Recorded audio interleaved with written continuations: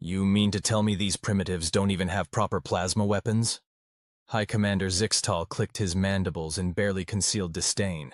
How did they manage to defeat the Kraxixi armada? First Officer Verlon shuffled uncomfortably, her crystalline exoskeleton catching the light of the command center's holographic displays. Well, sir, that's actually what makes this report so concerning. They didn't use plasma weapons at all. Preposterous! The Kraxixi have the third most advanced fleet in the known galaxy. What could these humans possibly have that... They threw rocks at them, sir.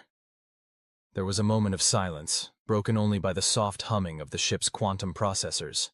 Rocks. Yes, sir, very fast rocks. Define very fast.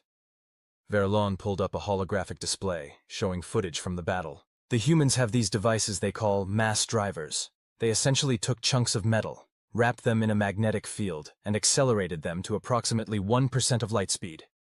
That's not how you're supposed to wage war. Zixtal's antenna twitched in agitation. Where's the elegance? The sophistication? The proper protocol? Sir, with all due respect, I don't think the humans care much about proper protocol. Verlon switched to another recording. This is from their historical archives. They've been throwing rocks at each other since before they discovered fire. They've just gotten better at it over time. The recording showed a progression of human warfare, from stone-tipped spears to catapults, from early firearms to modern artillery, and finally to their current space-age weaponry. Each advancement was, fundamentally, just a more efficient way of throwing something at an enemy really, really hard. But the Kraxixi shields were calibrated to stop plasma weapons, energy beams, and antimatter torpedoes. They weren't designed to stop what the humans called tungsten telephone poles moving at relativistic speeds. Verlon paused. We're still not entirely sure what a telephone pole is, but apparently it's amusing to them. Zixtal slumped in his command chair, all four of his arms drooping. Please tell me that's the extent of their unconventional approaches. Verlon's nervous shuffling intensified. Well, sir, there's also their infantry tactics. Do I want to know? Probably not, but it's my duty to inform you. She brought up another display. You see, most civilized species developed personal shield technology early in their military evolution. It's the logical progression. Better defense means longer-lived soldiers, which means more experienced troops and fewer casualties. Yes, basic military doctrine. What's your point? The humans never bothered. They just made their weapons hit harder. That's insane. The casualty rates must be horrific. Oh, they are. But here's the truly disturbing part.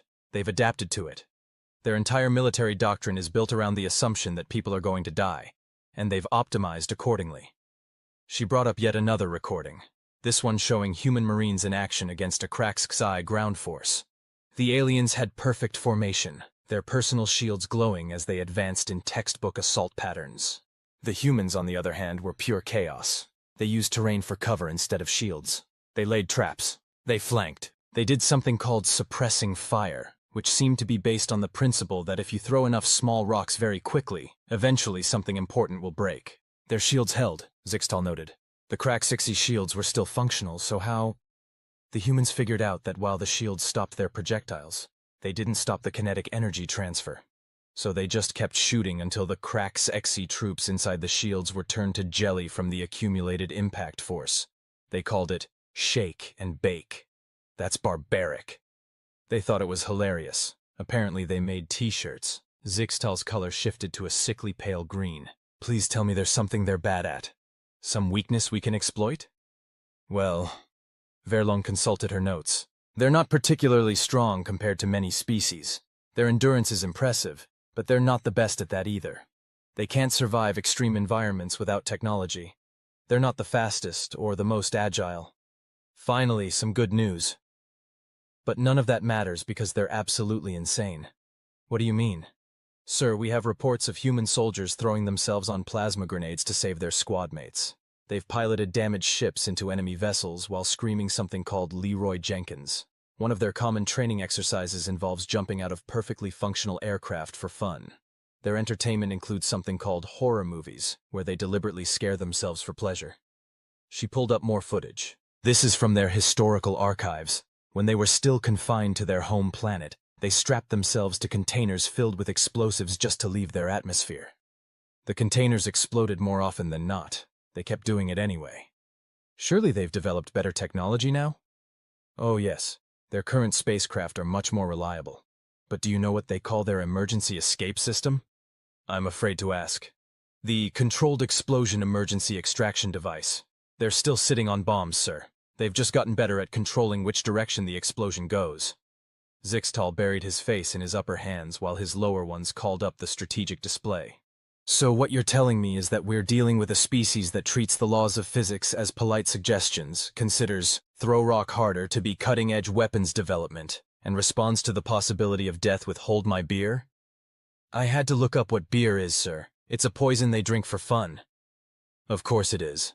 Zixtal studied the display showing the position of the human fleet relative to their own. Options? Well, sir, based on my analysis, we have 3 choices. First, we could engage them in conventional combat. After what they did to the Kraxxi? Next option. We could attempt to negotiate. What are their diplomatic credentials?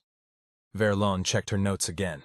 Their chief negotiator is someone they call the Doomslayer, who apparently earned the position by, and I quote, ripping and tearing until it was done, during first contact with a species called the Grix. The Grix are now one of their closest allies, though no one's quite sure how that happened. Right. The third option? We could plot a course for the other side of the galaxy and hope they don't think chasing us sounds fun. Zixtal stared at the display for a long moment, watching the human fleet's icon blink steadily. Finally, he sighed. Plot the course, maximum speed, and send a message to High Command warning them about these humans. What should I tell them, sir? Tell them... He paused, considering. Tell them we've discovered why no one has ever detected signals from advanced civilizations in this arm of the galaxy. It's not because they don't exist. It's because anyone with sense learns to be very, very quiet when they realize they're living next door to a species that took rock throw, make thing go ow, and turned it into an art form. Very good, sir. Oh, and one more thing. What now? The humans are hailing us. They're asking if we'd like to discuss trading opportunities over something called a barbecue. Apparently it involves deliberately burning food before eating it. Of course it does. Zixtal stood up, his color returning to normal as he made a decision. Accept the invitation. Sir, I thought we were running away. We are. But we're going to do it diplomatically after this barbecue. Because if there's one thing worse than having humans as enemies... What's that, sir? Having them chase us down to ask why we don't want to be friends. The message was sent, course was plotted, and High Commander Zixtal prepared himself to face humanity's most terrifying weapon yet. Their hospitality. Because somehow that seemed even more dangerous than their actual weapons. After all, you can survive being shot at. But how do you survive a species that considers near-death experiences a form of entertainment, and celebrates successful murder prevention negotiations with deliberately burned food and recreational poison? The answer, as the galaxy was quickly learning, was simple. You don't fight it. You just accept the invitation to the barbecue. Try not to think too hard about their methods, and thank whatever cosmic force you believe in that they decided to be friendly.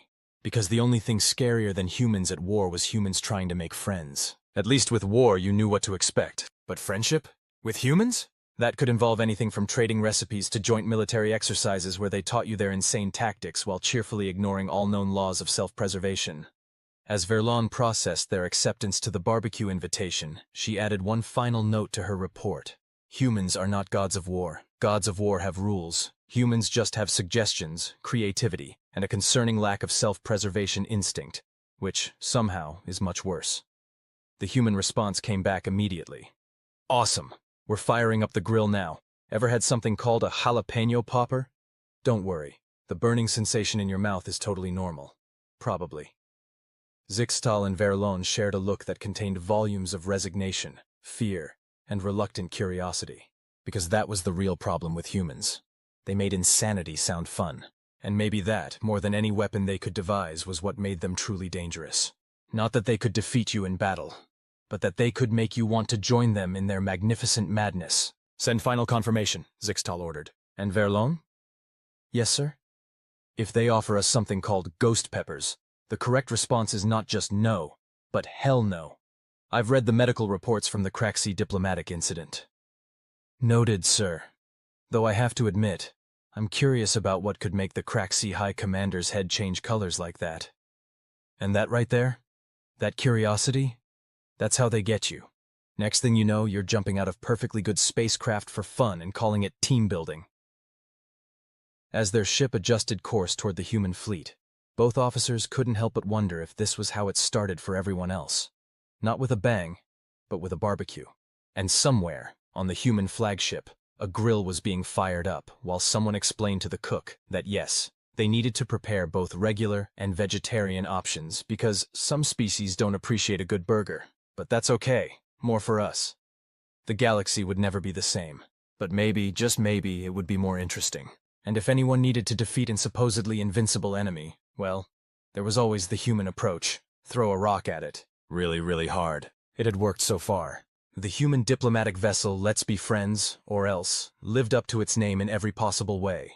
As Zixtal and Verlon's shuttle approached the docking bay, they couldn't help but notice that while half of the ship was painted in cheerful colors with peace symbols, the other half bristled with what appeared to be, yes, those were definitely more ways to throw rocks very, very fast.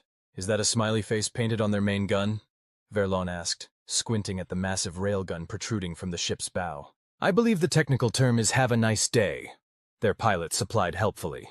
The humans call it aggressive positivity. The docking procedure was surprisingly smooth, though Zixtal couldn't help but notice that the guidance system's targeting solution was suspiciously precise. These people could probably hit a fly from orbit, he realized, and then immediately tried very hard not to think about it. They were greeted by a human in what appeared to be formal diplomatic attire, though the outfit was accessorized with what Verlon's database identified as a kiss the cook apron. Welcome aboard. The human's smile was genuinely warm, which somehow made it more terrifying. I'm Ambassador Sarah Chen, but please call me Sarah. We're all friends here. Or at least we will be once you try my famous 7-alarm chili. Your food involves alarms? Zixtal asked, alarmed. Oh, that's just an expression, Sarah laughed. It's perfectly safe. Mostly. We did have to add a waiver form after the Arxian incident. But in our defense, nobody told us their species could spontaneously combust. Verlon made a note to update their database. Human diplomatic relations apparently required liability insurance. The ambassador led them through corridors that seemed to be an odd mix of military efficiency and what appeared to be home comfort. There were weapon racks next to potted plants. A tactical display showed both fleet positions and what appeared to be a recipe for something called potato salad. Here we are, Sarah announced, leading them into what must have been the diplomatic reception area, the garden deck. We find that having some nature around helps everyone relax. Plus, if negotiations go south, the herbs come in handy for the victory feast. Or the consolation dinner. We're flexible.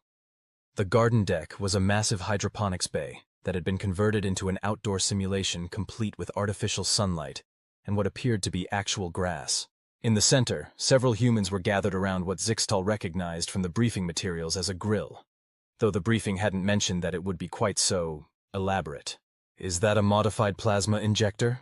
Verlon asked, her scientific curiosity overriding her survival instinct. Oh, you noticed! One of the humans manning the grill beamed proudly. Yeah, we found that Craxi plasma technology makes for amazing sear marks on steaks. They were kind enough to share the specs after we showed them how to make something called s'mores. Zixtal made a mental note. Apparently, the humans' approach to acquiring advanced technology was not through espionage or warfare, but through cooking lessons. He wasn't sure if that made it better or worse. Now, Sarah said, pulling out what appeared to be both a menu and a medical waiver. Before we get to the serious diplomatic stuff, let's talk about food preferences. We've got traditional Earth barbecue, some Craxi fusion dishes they helped us develop, and for our more adventurous guests, something we're calling quantum chili. Though I should warn you, it exists in a superposition of states until observed, and even then we're not quite sure what it'll do. Is that safe? Verlon asked. Define safe, Sarah replied with a grin that suggested safety was, like their chili, a matter of quantum uncertainty. Before anyone could respond, an alarm went off. Not one of the 7 alarms previously mentioned, but something that sounded distinctly military. Oh, don't worry about that, Sarah said casually. That's just the Proxians. They show up every few days to rattle their sabers. We've got a betting pool on whether they'll actually try anything this time. You're under potential attack and you're having a barbecue? Zixtal was beginning to understand why the Craxi had such difficulty with these people. Well, yeah, the steaks are already marinating, and you know what they say. Don't let a little thermonuclear tension ruin a good cookout. As if to punctuate her point, there was a distant boom, followed by cheering from the grill area. What was that? Verlon asked, antenna twitching. Oh, looks like Lieutenant Rodriguez won the pool. She bet the Proxians would try to sneak a stealth ship through our defense grid today. Sarah checked her comm device. Apparently, we didn't even have to suspend the barbecue. The automated defense systems handled it. Something about relativistic rocks again. You know how it is. Zixtal did know how it was, and that was precisely what worried him. Now, Sarah continued as if nothing had happened, who's ready to try some diplomatically significant cuisine? The secret ingredient is friendship. Also habaneros, mostly habaneros. As they were led to the seating area, Verlon couldn't help but notice that each chair had both a comfort setting and what appeared to be emergency medical supplies stored in the armrest. Just in case, Sarah explained with a wink. We believe in being prepared for everything. Good food, good conversation, and the occasional need for stomach pumping. But don't worry, that only happened once, and the Zilix ambassador found it hilarious once they regained consciousness. Zixtal looked at the spread before them, a combination of traditional Earth foods, alien fusion cuisine, and what appeared to be several dishes that defied the laws of physics. Next to each dish was a small sign indicating its heat level, radioactivity, minimal they assured, and whether it had achieved sentience during preparation. Before we begin, Sarah said, raising a glass of something that might have been wine but was glowing slightly. A toast to new friends, new experiences, and the universal truth that anything can be solved with either good food or kinetic bombardment, and sometimes both. As Zixtal raised his own glass, after discreetly scanning it for toxins, force of habit, he couldn't help but think that perhaps this was why humans had been so successful in their expansion across the stars.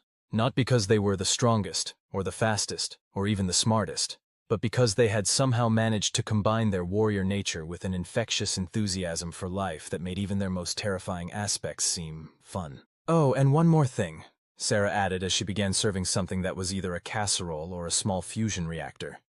After dinner, we thought we might discuss a joint military exercise.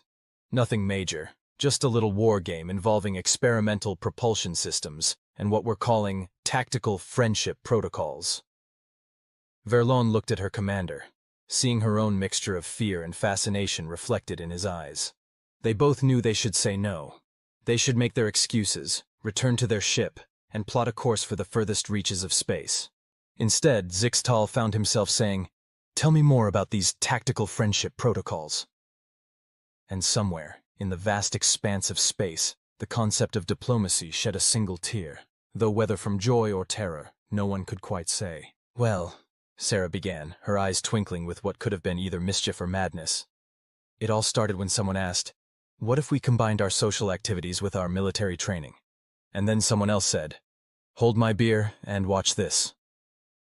As the story unfolded, punctuated by more distant booms from the ongoing Proxian situation, now being handled entirely by automated systems while everyone enjoyed their dinner, Zixtal and Verlon began to understand a fundamental truth about humanity. They hadn't conquered the galaxy because they were good at war.